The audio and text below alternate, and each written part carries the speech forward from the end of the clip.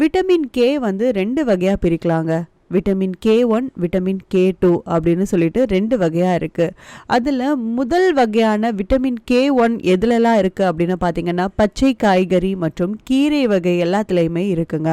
அடுத்ததா vitamin K2 எதுல இருக்கு அப்படின்னு பார்த்தீங்கன்னா, மாமிசம் மற்றும் புளிக்கக்கூடிய தாவர உணவுகள் எல்லாத்துலயுமே விட்டமின் K2 இருக்கு அப்படின்னு சொல்றாங்க.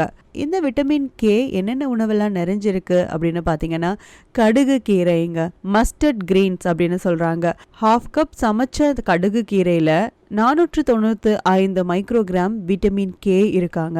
அதுவே 100 கிராம்ல 593 மைக்ரோகிராம் விட்டமின் கே இருக்கு அப்படின்னு சொல்லிட்டு ரிசர்ச்ல சொல்லியிருக்காங்க. அடுத்ததா ப்ராக்கோலி, 1/2 கப் சமைச்ச ப்ராக்கோலியில் 110 மைக்ரோகிராம் விட்டமின் கே இருக்கிறதாவும் 100 கிராம் ப்ராக்கோலியில் 141 மைக்ரோகிராம் இருக்கிறதாவும் சொல்கிறாங்க. இது சர்க்கரை நோயாளிகளுக்கு ரொம்பவே நல்லது அப்படின்னு சொல்கிறாங்க.